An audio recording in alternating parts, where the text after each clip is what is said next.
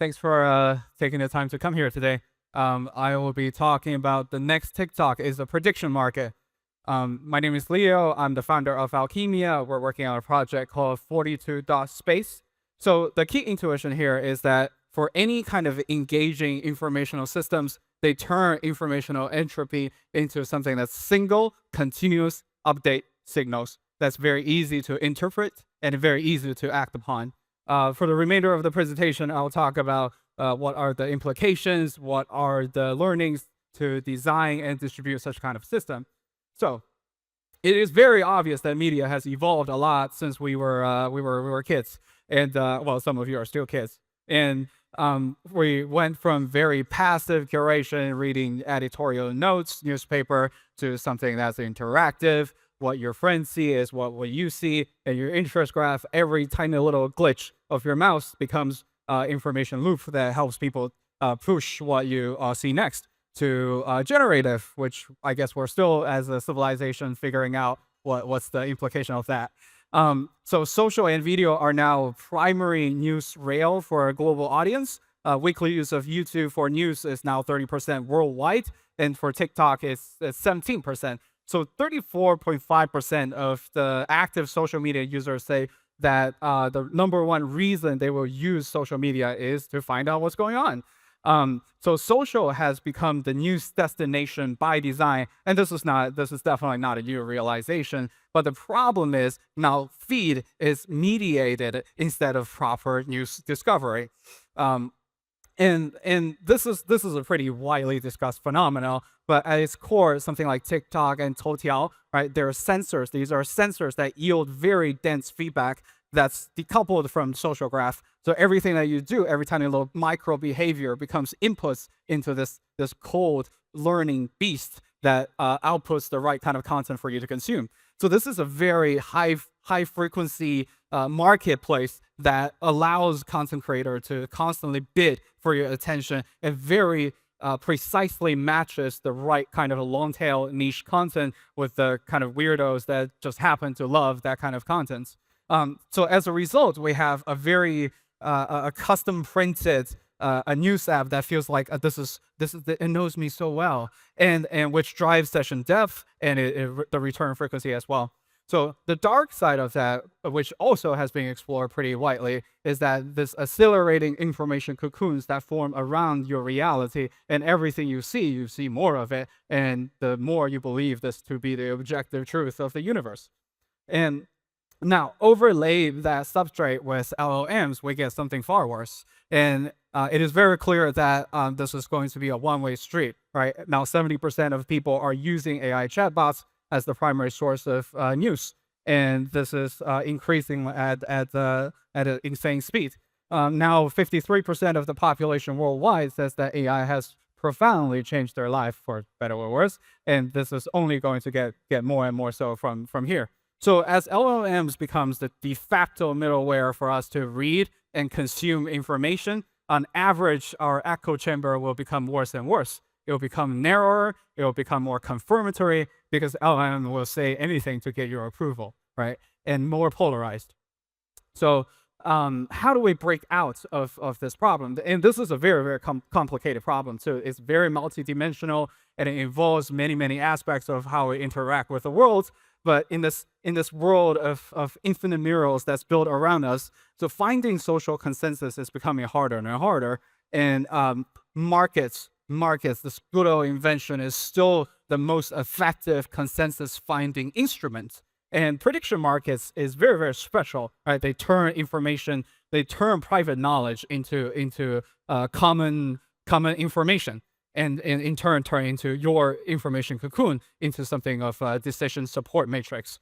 And markets often beat polls, and this is something that we're learning more and more. As in a classic 5-cycle study that with close to 1,000 people, it shows that for election, the prediction market actually beats the actual poll by roughly 74% of the time. So markets are special because they can still cut through noise. They can cut through the echo chamber, and because they turn these noise into priced adversarial bets, which still have to resolve ground truth. So the key thing here is that social media, they reward you for being loud, but prediction markets, they only reward you for being right. Now, prediction market is obviously something that has gotten a lot of attention. There's a lot more conversation around this topic, or at least on my own Twitter feed. That could also just be my information cocoon. But it's very clear that there's a lot more volume compared to just a few years ago when this is still a high concept. And the top players are doing insanely well, especially in the past few months.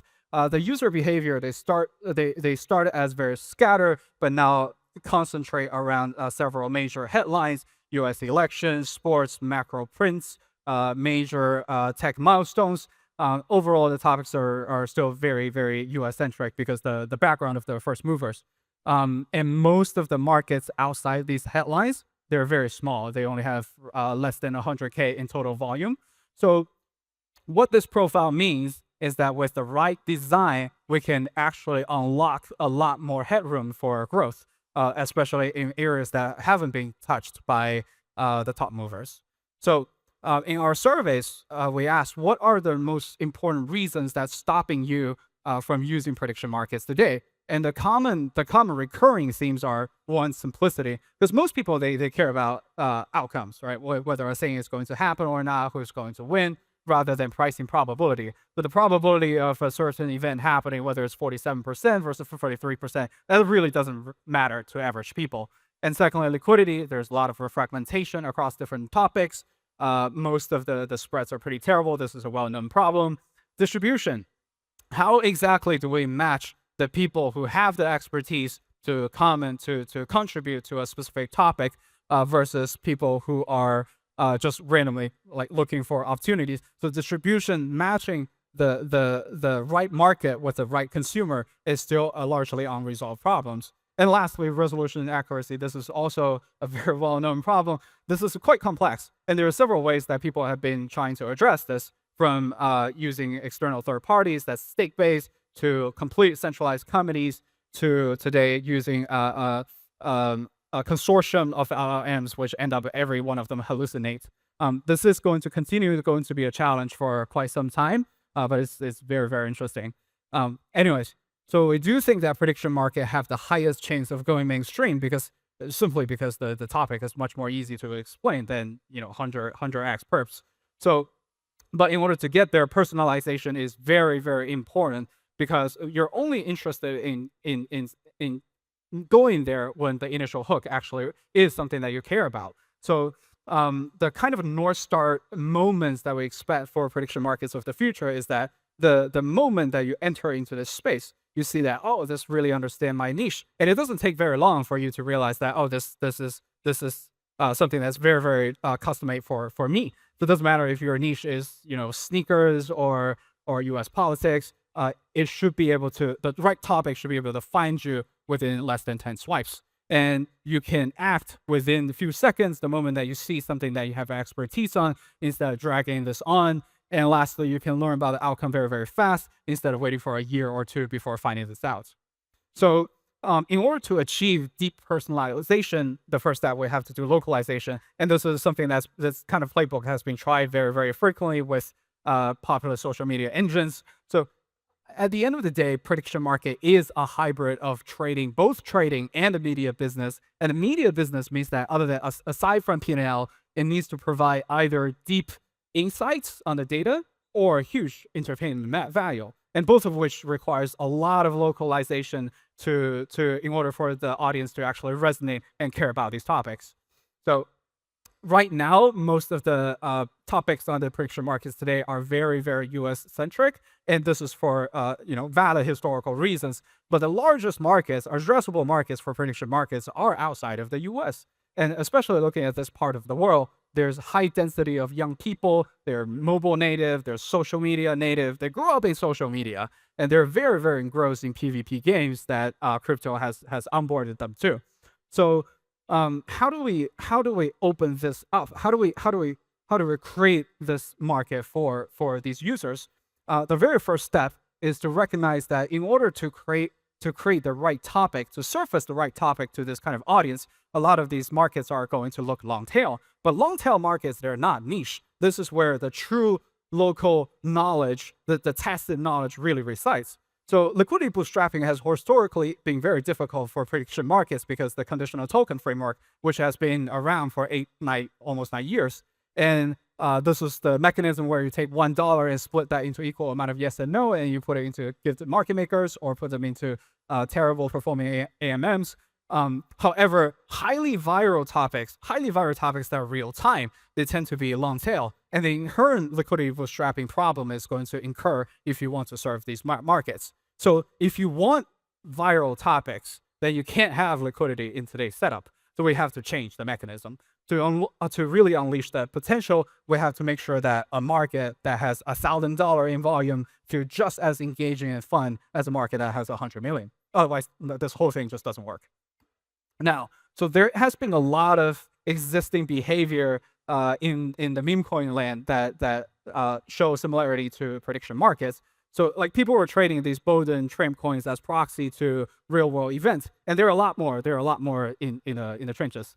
And so this kind of behavior leap to go from using tokens as proxy to real world predictions to more structured, more organized prediction market activity is not very large. So if we can just convert a fraction of the meme coin traders, these retail traders, to prediction markets, that will materially lift the overall user base of the market today. Now, so this is a very big part that informs of both our design, our product, and our go-to-market and distribution strategies. The product is called 42, and it focuses on delivering the right topic for you, for you. And the deep personalization is something that's very important for the content on day one. And we focus on enhancing the trading experience to make sure that you are not thinking about precise probability calibration, but you're thinking about whether this outcome is going to happen or not. And there is a very innovative liquidity bootstrapping mechanism that allows a small niche long tail market to feel just as fun as those markets that have $1 billion in trading volume. So we just made the soft announcement yesterday. The site is called 42.space. If you have time, check it out.